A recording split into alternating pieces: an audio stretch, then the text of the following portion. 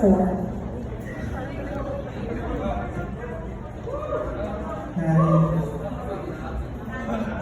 This is your question. If you could offer one piece of advice to youth watching today, what would it be? I'll repeat. If you could offer one piece of advice to youth watching today, what would it be?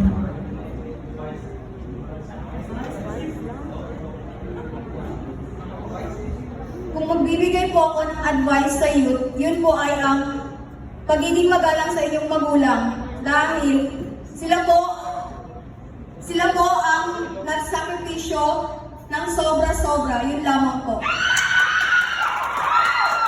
Okay, short but precise. Very good.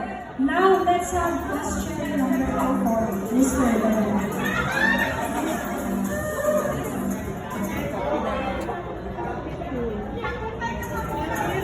So, it's question number 1.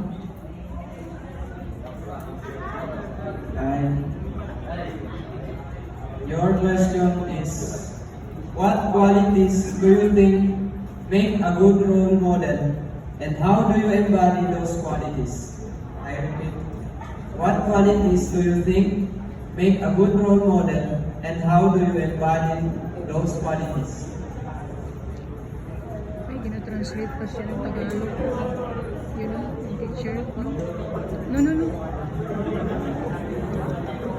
Beka na siya.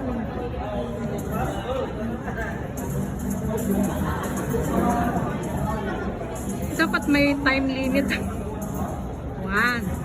10 seconds lang. May number 2 pa. Grabe. Thank you. Thank you, Enosa lang. For the generous question. Tama na.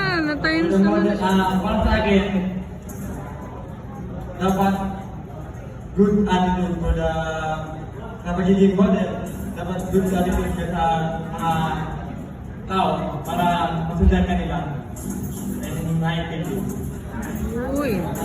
Okay, dapat daw magkaroon ka ng good attitude para masundan ng ibang tao.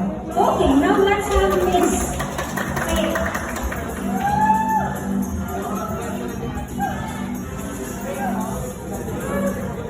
Okay, so the question we have is question number 5.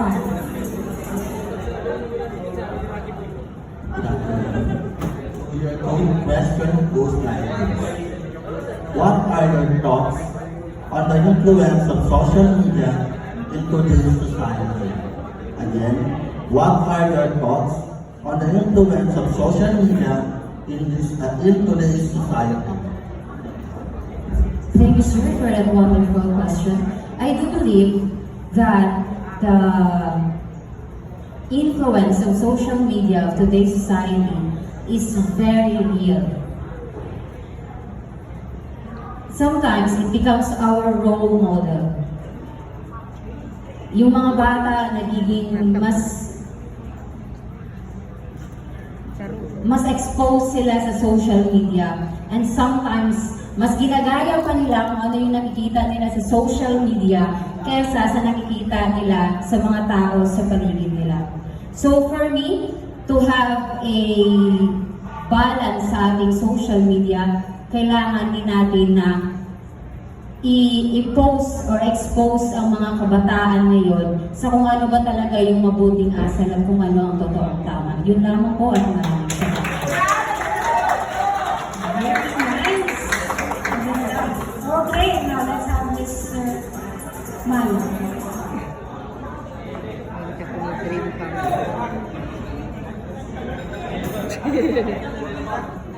Okay, so you have question number 6. Question number 6. What are your thoughts on gender equality and how can we promote it further? What are your thoughts on gender equality and how can we promote it further?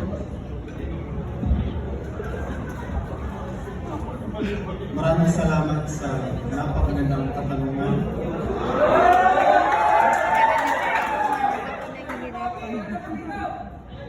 Hindi, i-translate na yan ng ano. Kailangan natin maintindihan sa sarili na tayo ay mga Pilipino. we are a human being. I mean,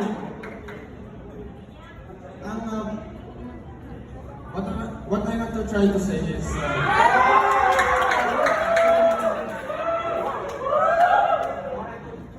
be balanced. Gender equality is about respect each other. Kung ano man ang gender ng bawat isa sa atin, babae o lalaki, we should respect them. That's it.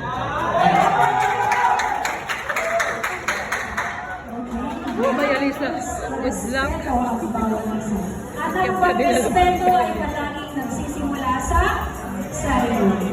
Okay, now let's have Miss Alisa. Woo!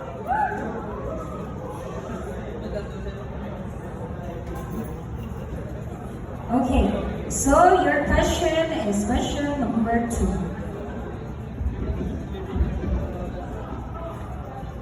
Our question Saan is, ipagyab-yab? if you could change one thing about the world, what would it be and why? I repeat, if you could change one thing about the world, what would it be and why?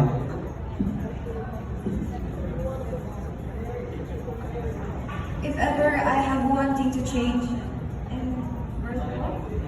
in this world is I want to have everybody has a equal access of education, opportunities, and respect regardless of who they are.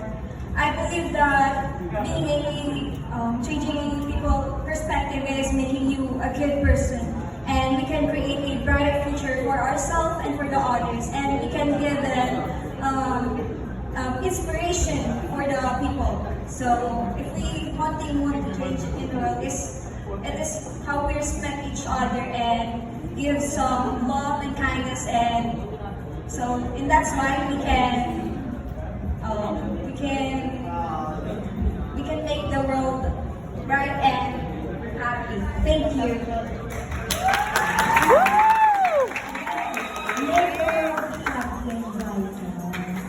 Now, let's have our last but never the least. Ang nag-iisang question. Sige daw, mabalik So, it's question number 3. Here's your question. What is the most important issue facing... Tama po ba? What is the most important issue facing young Yeah, people but was a today, cube. and how would you address it? Your question is, what is the most important issue facing young people today, and how would you address it?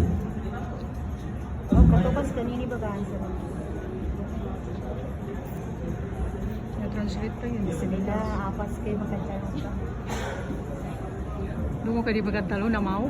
Ina-translate pa nga. Ina-translate. Positive attitude. Yes. So, I think na ang fini-face ngayon ng mga younger generation is yung sa Go. relationship. Masyadong madaming na sa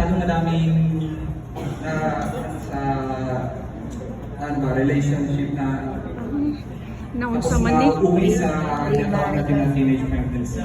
May mga ganun nangyayari. So, I think kulang sila sa education ng para sa teenage pregnancy or sa bagay na hindi pa nila alam.